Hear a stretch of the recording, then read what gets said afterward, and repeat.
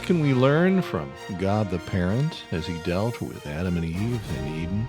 What do we do when arguments come up between husband and wife? Thinking about intentionality and more today. Welcome to Weekend Connection. My name is Mike Dyes. Now, let's get connected. Hi, and welcome to Weekend Connection. In Ephesians 6, we read, "Fathers, provoke not your children to wrath, but bring them up in the nurture and admonition of the Lord." And that's a challenging and sometimes intimidating responsibility, though. Training our children is a combination of intentional, planned, purposeful actions and unintentional teaching when they observe how we live our lives. Well, today we think about learning and practicing God's purposes to build a godly home and family. Think about raising homemade disciples today as we talk with Brian and Judy Tenney. Brian has written a book called Raising Homemade Disciples. Let's welcome back again Brian and Judy Tenney, who have been our guests before on Weekend Connection. Brian and Judy, welcome. Thank you, Mike. Good to be here. All right, well, Brian, would you agree that training our children is a combination of both intentional and unintentional things that we do? Oh, definitely so. Half of the things that we expect to be important are fall by the wayside, and a lot of the stuff that really makes an impact on our kids is things that we had no idea were going to do that, have any impact. So. Mm-hmm. What led you to write down some of your experiences and things that you've learned over the years? Well, actually, I was teaching an adult Sunday school class with couples with young children, developed and clarified into a form that became a seminar when I had an opportunity to go to Tanzania, East Africa. Last year, I was able to get it translated into Swahili. So it's now in a form that is kind of a dream come true.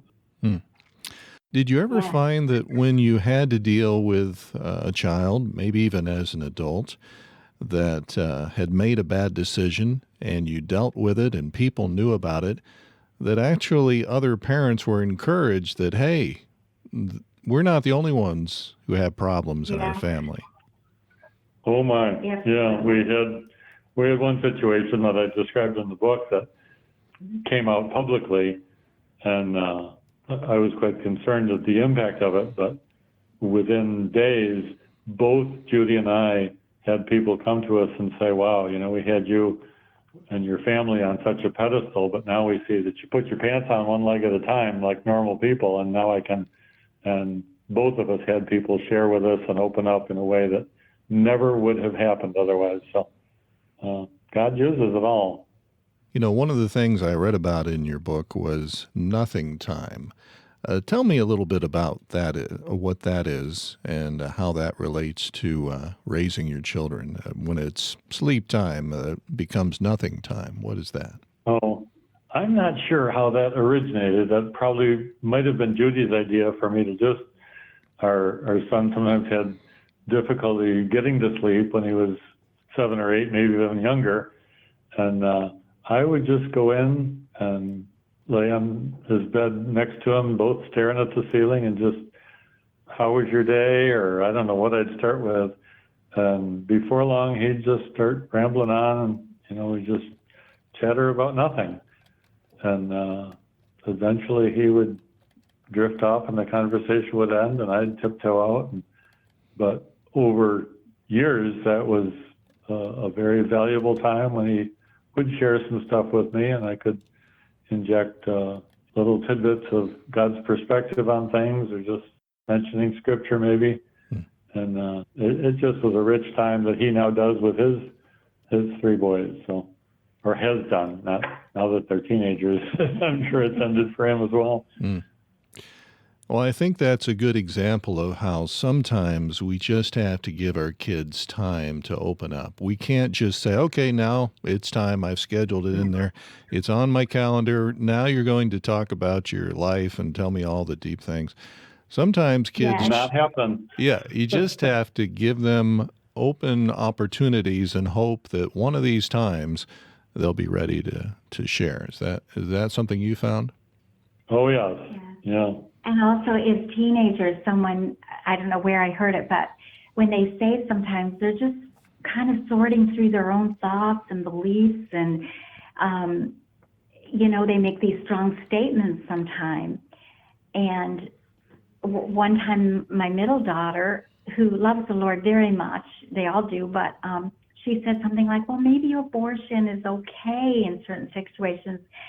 And I learned, somebody had said, don't always react strongly. Listen for a few minutes, and then maybe later go back to the conversation, especially if they're feeling very passionately strong about it. So she was kind of worked up through talking at school with some kids. So I listened, and then I waited, and I went back another day, and I said, I want to talk more about what you said. And she said, well, you know what I was thinking, and really I don't think abortion is right. So anyway, I learned that, like what you're saying is just, we can't always force conversations, or sometimes reacting too quickly. It can kind of cut off the thoughts or processes of what they're happening. So, but through something like nothing time or setting aside time to be together, it still can lead to those conversations. It's not that we shouldn't do things to try to open up the dialogue, but that we can't control it, really. Right. Yeah, that's for sure. We're talking with Brian and Judy Tenney. Brian's book is called Raising Homemade Disciples. Well, as we have both of you on the line, let's talk about the importance of the relationship of mom and dad in raising children. Does that make a big difference when parents are on the same page in raising their kids and they're in a good relationship with each other? Yeah, I can't emphasize that too much. I've got a plaque that I've had on my desk for years that says that the greatest gift a father can give his children is to love their mother. I will say that is one key thing that I did see in my parents, just unconditional love. I mean, that's just been our marriage commitment, worked out for almost 49 years now, that don't go to bed angry, we don't argue in front of the kids, we don't, call names or any of those things that I know are so easy to do. I mean, you just have to really have the Lord guard your lips and guard your emotions and help you to understand that this is a relationship that is so important to set the tone for our kids. So I see the fruit of it in their marriages, and it's really gratifying. I remember one time thinking, I was a little sad thinking about my children growing and leaving the house. Maybe they were teenagers then and having an empty nest.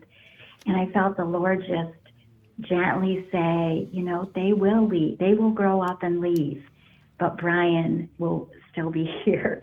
And the importance of, taking time for our relationship was brought home to me afresh. Mm-hmm. And they knew that we had a weekly date night and really put a priority on our own relationship. So.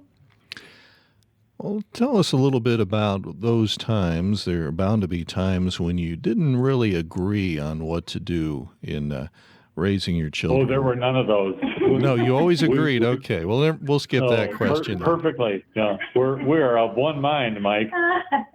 Well, how did, just theoretically, if that ever had happened, how would you have dealt with it? Because you need to go ahead and talk about it in private first? I remember years ago when we were first married hearing a talk by Chuck Swindoll, and he said how to have a good fight. And I thought, oh my word, what's this about? And he said, we all will fight. We live together and we're going to disagree. And he said, just be careful to never say the words always, or you never do something, or you always do something. And he said, and don't use ugly words either.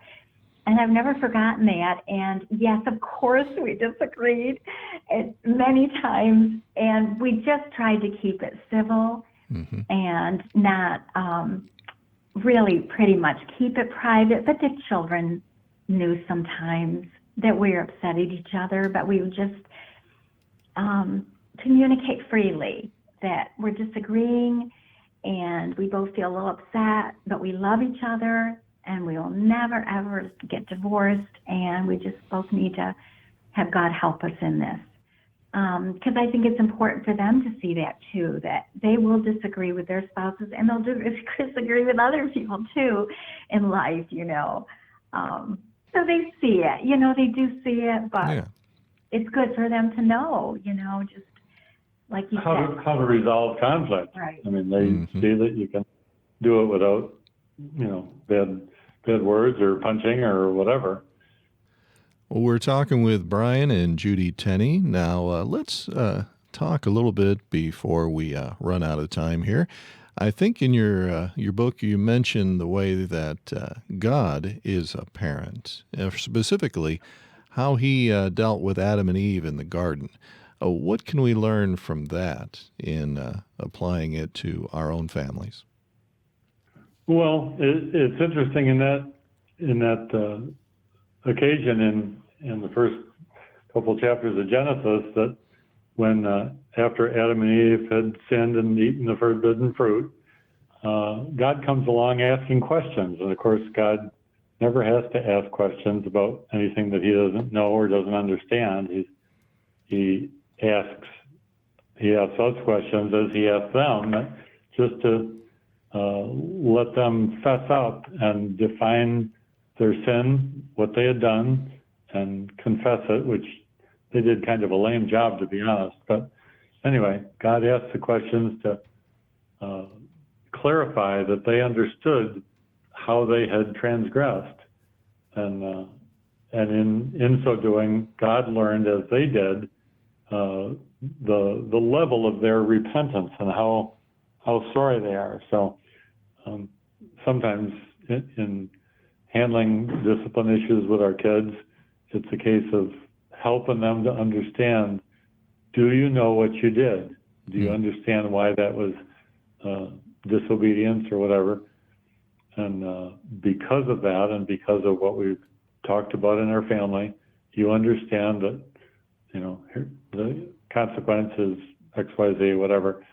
And so we're going to have to deal with that and do what we promised would be the consequences.